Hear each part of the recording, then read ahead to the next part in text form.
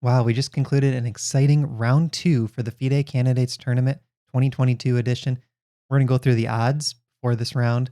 We're going to go through the four games in order pretty quickly, and then I'll update the odds going into round number three. So let's start with the odds going into round two. We see Fabiano here, 41%.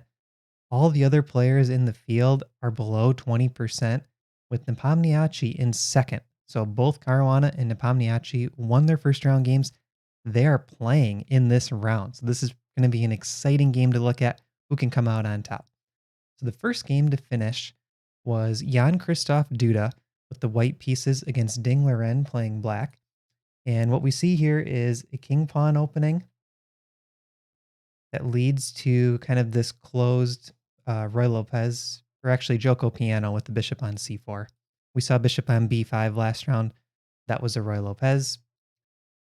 Bishop c5, pawn to c3, d6 castle. So all this is very standard. The idea long term is white would like to play d4, build this big center. So that's the small advantage that white's playing for. All of these moves are pretty standard. Knight comes back to f1. From here, the knight can head to g3, try to come into these light squares on black's king side, and black is going for some counterplay down this diagonal. All equal so far. Players are playing very good moves. So white has to defend this pawn on f2. And now we see a4 by black. So black is trying to get a little bit of counterplay on the queen side. We do see both bishops pointing this direction. Knight g3, queen a5. And now we get the first trade in the game. So we're 14 moves in. If you look at the clocks, both of the players are really blitzing the moves at this point. Still an hour and 56 and an hour and 57. The players start with 2 hours and there's no increment. So this really proves that they're still in book 14 moves deep. After this first trade, now we get an imbalance finally. We see two knights for white, two bishops for black. So black has what's called the bishop pair advantage, but black also has these double pawns. So let's see what comes of this. Bishop d2. Players are both improving their pieces, and now we see pawn to c4. White is putting all of their pawns on light squares with the bishop on dark. That's a very thematic idea, and what white would like to do is try to close up the position a bit. Because when the position is closed, the knights tend to be a little bit better than the bishops. Queen goes back to a7. Now we see a very small inaccuracy according to the engine. Knight back to g8. White has the opportunity here to play pawn to b4, maybe play for something, but he misses it. And after a couple more moves, we finally see an aggressive push on the king side when Ding Liren plays pawn to g5. And at this point, the computer still says equal. I think the commentators were getting a little bit excited, like, okay, maybe Ding is playing for the win here. He had that tough game in round number one where he lost to Nepomniachtchi. He might be smelling a little bit of blood, sees the two bishop pair advantage, sees this potential attack on the king side. Maybe he can get something going and play for the win against the second lowest rated player in the field and Duda. Knight e7. Now we do see b4 by white. And at this point, there is a passed pawn. So white has the passed a pawn, but black still has the bishop pair and a really solid center. Look at all these pawns. And this doubled pawn on c6 does control these potentially weak light squares if that pawn was not on c6. So white could try to put a knight on one of those squares if there wasn't a pawn there. Queen e8, queen d8. So they're kind of shuffling. And now all of a sudden it starts to look like Ding is happy with the draw. If you look at the last few moves, he's just moving the bishops around, moving the queen back and forth. And Dude is kind of doing the same thing, just jockeying for position with the rook, moving the queen. Really no progress to be made for either side. And after a few more moves, we see finally f5. But this is just leading to trades, and I think both players were actually pretty content with the draw at this point. Knight g3, maneuvering around a little bit, a couple checks. Draw agreed. But here's the interesting thing. If we go back a couple moves right here, Duda has the chance to maybe play for the win. And that's using the queen side and the a-pawn. So the engine is giving Duda a 0.8 advantage. And at this level, that's a pretty big edge. That's something where you could play for the win. So it's interesting here that Duda goes for the repetition when maybe he could play for the win. For example, let's say he goes queen back to d1. Now we have to find a move for ding. Let's say bishop to e6. Duda could play a4. And if rook takes a4, there's this really cool Stockfish recommendation. Stockfish understands positional advantages, and it's saying there's a move rook to b6 here.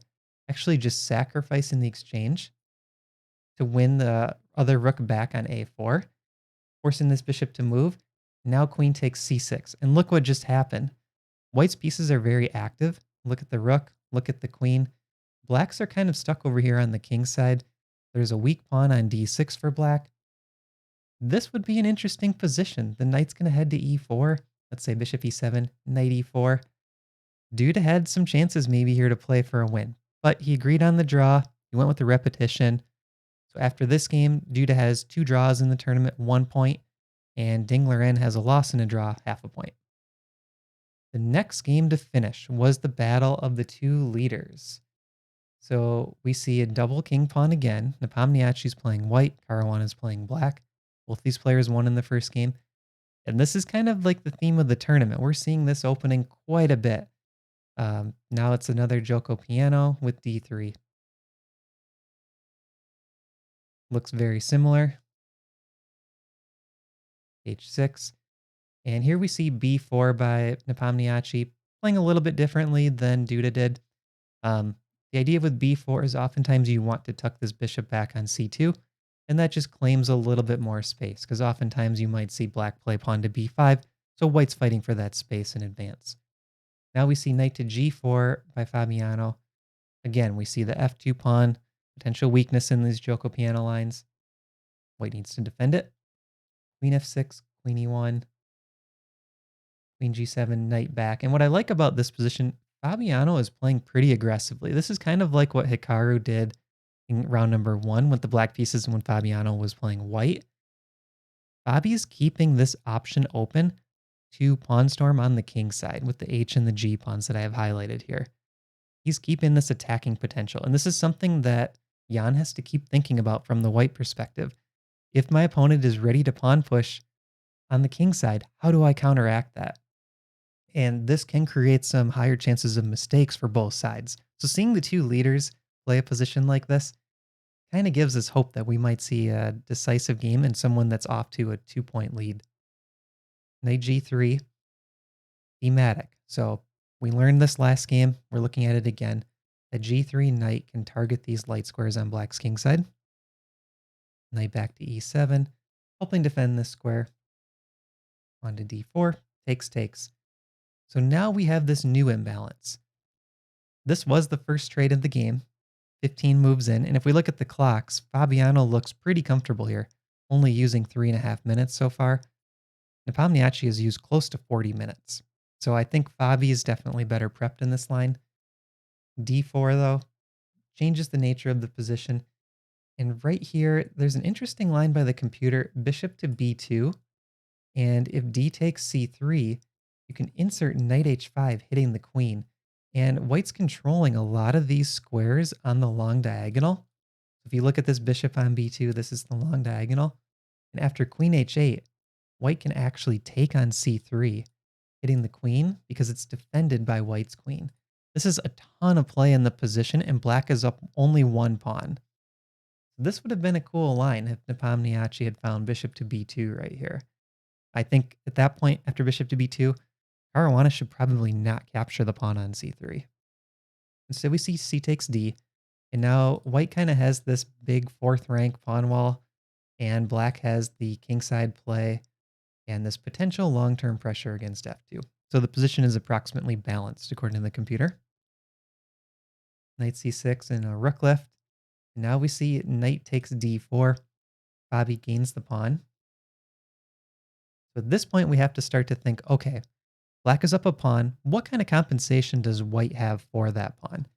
I think the compensation actually is coming in terms of a kingside attack for white. The tables are turned if white's able to play pawn to f4 soon, trade off f for g, swing this rook over, both bishops point kingside, knights hovering in the area. All of a sudden, it might be white that has a kingside attack. And this all happened due to the pawn sacrifice.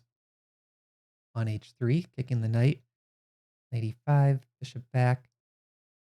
And now Fabi starts to go to work. He plays pawn to c5, and all of a sudden it looks like this could be a passed pawn for black. So this kingside attack didn't quite materialize.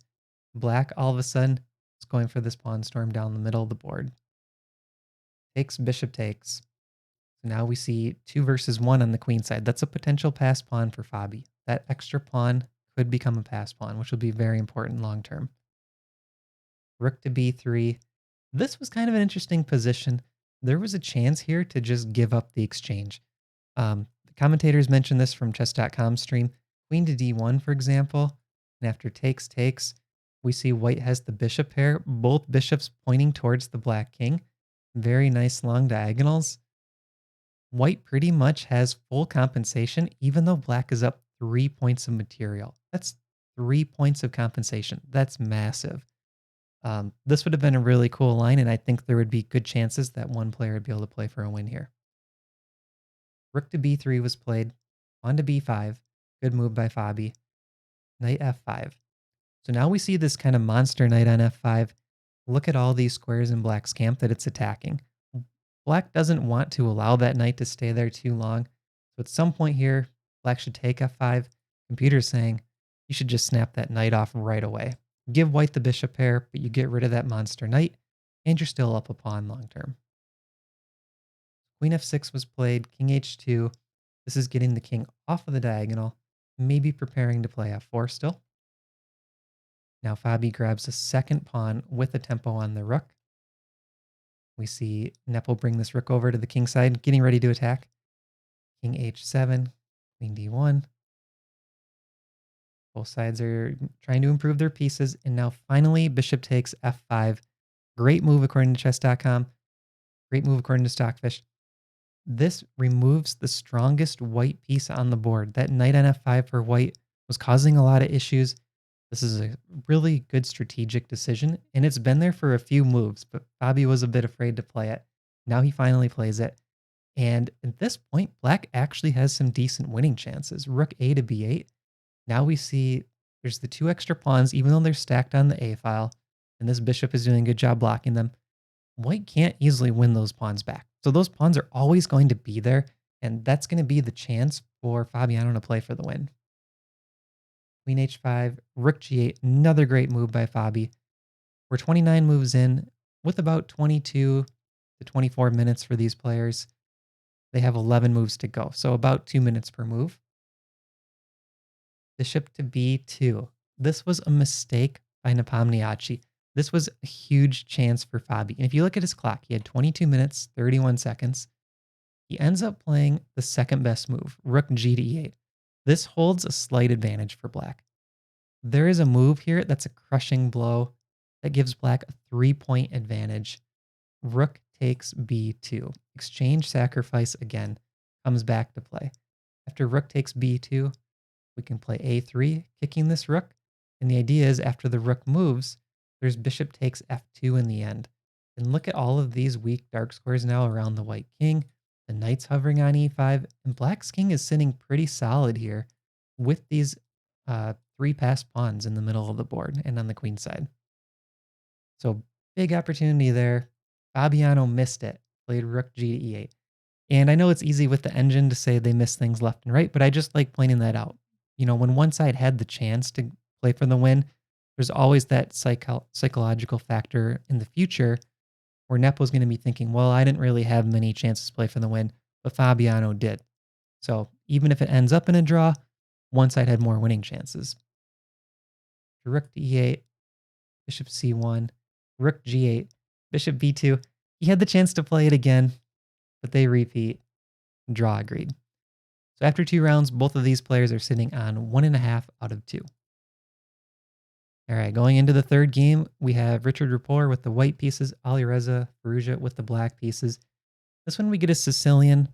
Looks like it's headed towards a Najdorf. But here we see Rapport play a pretty rare move, queen takes d4. This is one that I've played myself as a main weapon back when I was playing e4 more often. Queen takes d4. These are interesting lines. The idea is after knight c6, you pin the knight and you plan to trade on c6 and play c4, setting up a big pawn center. This is exactly what happens. So Rapport gets this big center. In return, Alireza has the bishop pair. So we kind of see this bishop pair dynamic again. Super grandmasters especially love the bishop pair.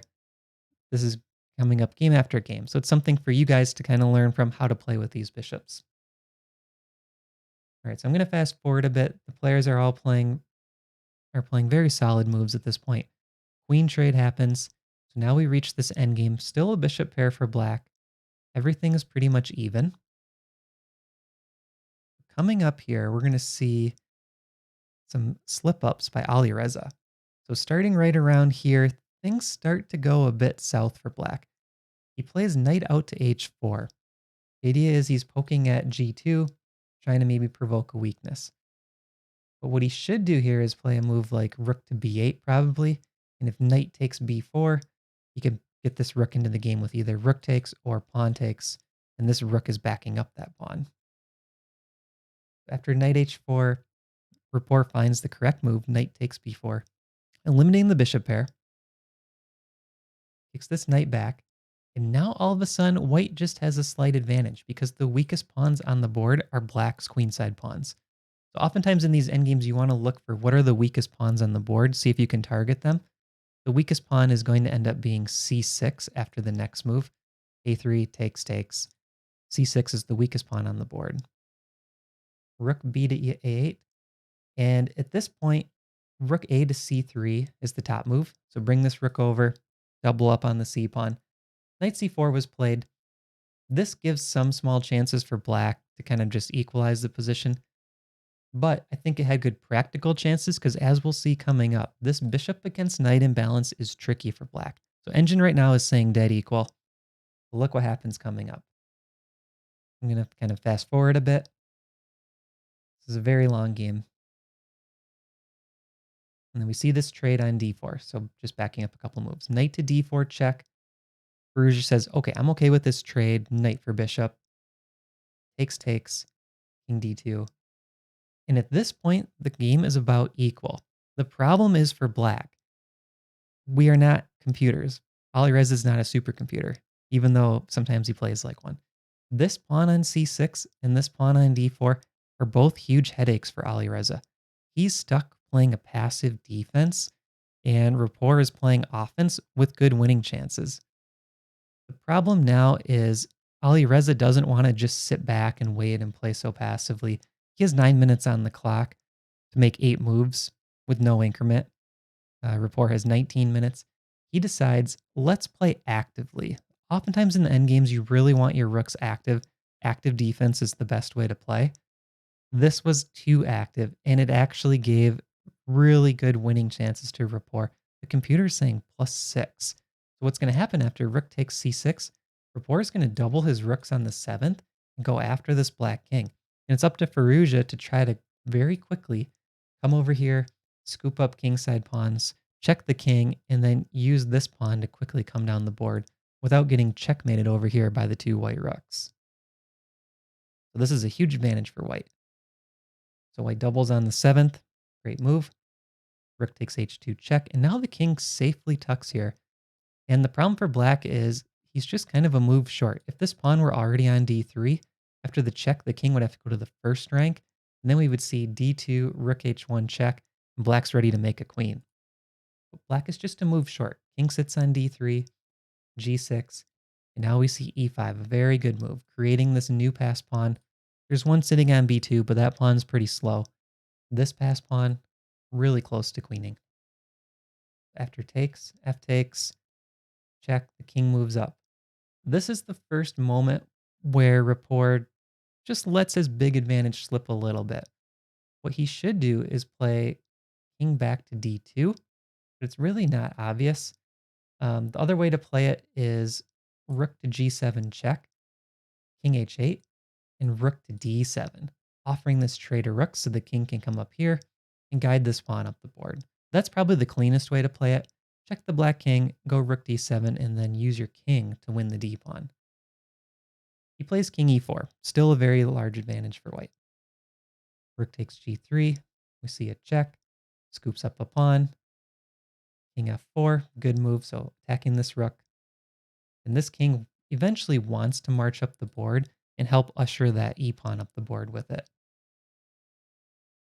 Now we see a check, check again. We are at move 43, so the players have already made time control. Here, Rapport was getting a little bit hesitant on what a good plan would be. We see a repetition. He's trying to figure out what to do here. Checks again, king g8. Checks with the other rook, king h8. Rook takes g6. All of a sudden, we're in equal territory. So let's see what he missed. We go back here. There is a win, and it's rook to b7 to start with. This is not the easiest move to see. The idea is we're threatening checkmate. So let's say king back to g8. Now you could get this other rook to check, king h8. And now let's use this rook to help out with the kingside pawn, rook g to e7. This is super deep. The computer can analyze to depth 100 with this few pieces on the board. Maybe not quite 100, 40, 50. It can find the win here for white. Rapport was not able to find it. He ended up doing this kind of repetition and then taking the g pawn. Now the position is equal. And Firouzja does a good job from this point forward, playing pretty solid with one little slip up. Right here, he puts his rook on e7. You see that eval bar go flying up. The problem is these players don't have access to the eval bar, right? They have their mindset of, is this win territory? Is this draw territory? They're constantly trying to recalculate that. It's very hard to have your guard up and know when a mistake is made. At this point, king to f5 is the only move that plays for a win. It's really not intuitive why, but the idea is we do want the king to help usher this pawn. So maybe we can make a rook trade, and trade these two rooks, and keep marching the king up the board with this king cut off by the g rook. That was the way to play for the win. He plays b4 instead, and after a few moves, the players quickly agreed to a draw. Things trade off. Both players knew this would be a draw. This is a table-based draw because this king is cut off. This pawn is not going to be able to become a queen. So rook d4, king e6. Draw was agreed here. So after 2 games for these guys, we have Richard Rapport and Alireza Firouzja, both with draws in both rounds. Now let's go to Nakamura and Radjabov. This was the final game of the round. Nakamura lost the first round. Radjabov had a draw. We see a Roy Lopez with an invitation to the Berlin. But again, the Berlin is declined. We might not see a Berlin this tournament. Black tends to do pretty well in those lines. Bishop c5. We get this trade. And typical in these king pawn structures, white wants to get d4, build a big center. And now we get this kind of interesting imbalance where black takes on b5, white takes on e5, and then f6. So black gets the bishop pair. Again, we see the bishop pair imbalance, but has really ugly pawns. Like look at the stacked b pawns, they're doubled, and the d pawn is isolated. So there's going to be this imbalance going forward. Can Nakamura take advantage of black's weak pawns? We see he plays very aggressively, queen out to h5. And I think Nakamura is playing for the win at this point. We see this knight kind of heading over to the king side. And after d5, there's a choice here. Nakamura can take with queen or pawn or push past. He does not want the queen trade, but he wants to play aggressively. So he plays e takes. And after this trade, we now see the material imbalance. Nakamura up 1 pawn. But the bishop pair in return could be pretty dangerous for white. And also, all of white's pieces are sitting on the back rank. See h3. Couple more moves happen. Okay, now rook up to e5. Black is trying to play very actively. The problem for black is this bishop on d7, not easily getting into the game. White is still sitting here with the pieces very passive. Rook to d1 is the engine recommendation. Bringing that rook into the game finally, protecting this pawn twice. It's a little bit hard to see though because the pawn on a2 could be captured by the queen. So I think that's maybe why Nakamura didn't play it. Queen takes a2 looks like a good reply, and you have to just see this deep enough that you're going to be okay with playing active. Computer's even saying give up another pawn. Take. pawn push, knight c5, and just get really active. It's actually black that's up a pawn now, but the computer is saying over a 2-point advantage for white. So instead of rook to d1, Nakamura plays the solid-looking move pawn to d6. This is a bit of a mistake, puts the game back in equal territory. So now I'm going to fast forward a bit. We have a queen trade. Radjabov takes this pawn on e3. So now the material's back to even. But there's still the ugly pawns for black, and now there's this passed d pawn for white. Rook to e6, rook c7, playing very actively, giving up the d pawn, but knowing that the rook's going to end up on b7. Oftentimes in a rook and pawn endgame, you want your rook on the 7th rank, and you also want your rook behind the opponent's pawns.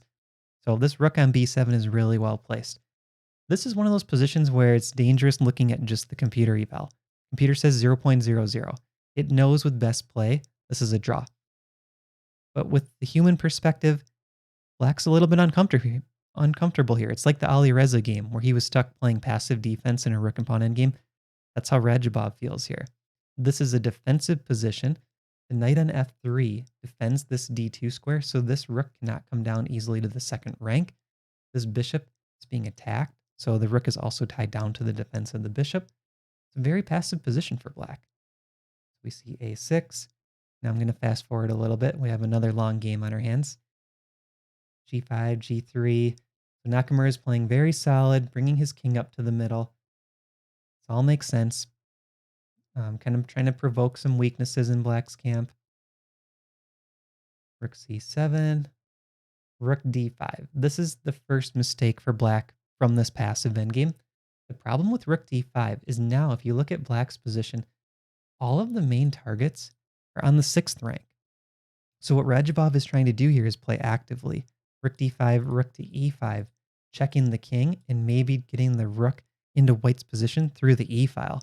But the problem with this is rook to c6 causes some long-term problems for black. Nakamura is already threatening to just win this pawn right out on a6. And Radjabov has to move this bishop because it's double attacked. So he takes time to do that, drops the a pawn, but now we're looking at an endgame where Nakamura is up 1 pawn. And the computer is saying 1 point advantage. So there's not any additional dynamic advantage outside of the pawn, but a pawn is a pawn, and this is giving Nakamura winning chances. Pawn straight on the h-file, and there's actually a lot of mistakes back and forth coming up, which just shows how difficult this position is to play. You see rook to d6, attacking the bishop, putting an extra defender on the knight. Maybe this c-pawn will start marching up the board. And one thing to note here is look at this knight on d4. It's defended by the pawn on c3. It cannot be kicked by a pawn, and it controls a lot of important light squares. Those are squares that this bishop sitting on c8 would love to use. The knight is dominating the bishop here. So now that eval has actually crept up all the way to 3-point advantage, and that's because rook e4 was a mistake on the last move. Go back here. Rook e4 was a mistake. King to f7 was the best move, but it's really hard to understand why. And that goes back to this being a more difficult position for black to play. We see bishop c8. Nakamura is playing aggressively, trying to create threats. This pawn's now being attacked. Bishop back to c8. Harassing that bishop a bit.